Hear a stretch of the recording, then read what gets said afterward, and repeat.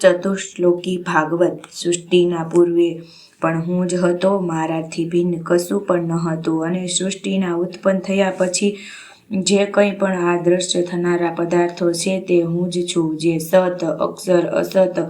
અક્ષર અને તેનાથી પર પુરુષોત્તમ છે તે બધું હું જ છું, તથા સૃષ્ટિની સીમા પછી પણ હું જ છું, અને આ બધાનો નાશ થઈ ગયા પછી જે કંઈ રહે છે તે બધું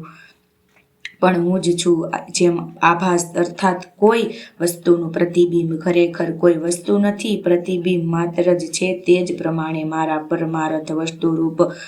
પરમાત્મા સિવાય પરમાત્મામાં જે કંઈ પ્રતીતિ થાય છે તે વાસ્તવમાં કશું નથી, તથા જેમ વિદ્યમાન હોવા છતાં પણ તમ અર્થાત રાહુ ગ્રહની પ્રતીતિ થતી નથી, એ જ પ્રમાણે વાસ્તવમાં સત હોવા છતાં પણ જે મુજ પરમાત્માની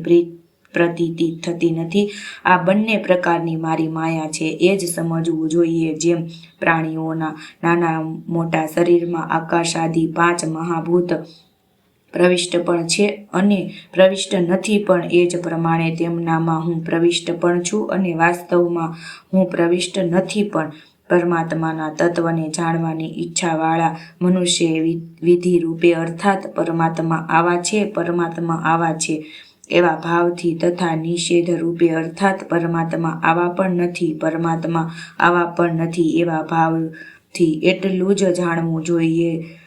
જોઈએ કે પરમાત્મા જ સર્વ દેશ અને સર્વ કાળમાં વિદ્યમાન છે। શ્રીમદ્ ભાગવત સ્કંદ 2 અધ્યાય 9।